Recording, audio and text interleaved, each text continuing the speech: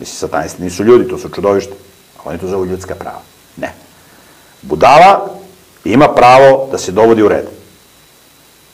Znači, budala nije čovek, budala je bolestan čovek koji treba se leči. Znači, možeš se lečiš, prijatelju, ako hoćeš. To je problem u glavi. Lečiš se i da ne budeš budala, da budeš čovek. Znači, ne može budala da ima pravo glasa, razumeš, da budala otvara mediji, da budala štampa novine i da on pljuje koga hoće i da priča gluposti. Da budala objavljuje knjige, da svaka budala može da objavi knjigu. Nešto na piskara neke budalaštine, pa 99% knjiga na tržištu su pisale budale. 99% uđi u neku knjižaru.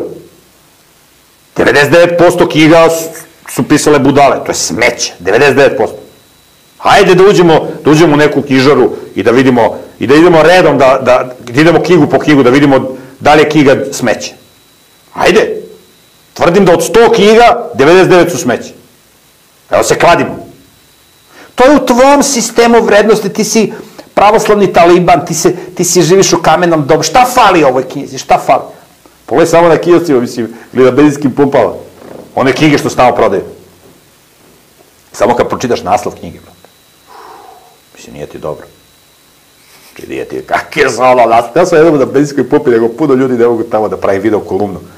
Da kažem, evo, nalazimo se na benzinskoj pumpi, evo da vidite, ili na kiosku, ne mogu tamo radi ova prodavačica, pa bi me prozivala. To sam, na primjer, evo sad ćemo da analiziramo da vidite kakve se knjige prodaju na benzinskoj pumpi. Evo, pogledajte knjiga, John Smith, knjiga Žuti paradajz i Plavo-beli pauk. Kako se nešto, neki nebuloze, neki, znaš kakvi su ono, da samo kad pročitaš naslov, vrate. Pa ono neki ženski pisci, ono nešto, ljubav.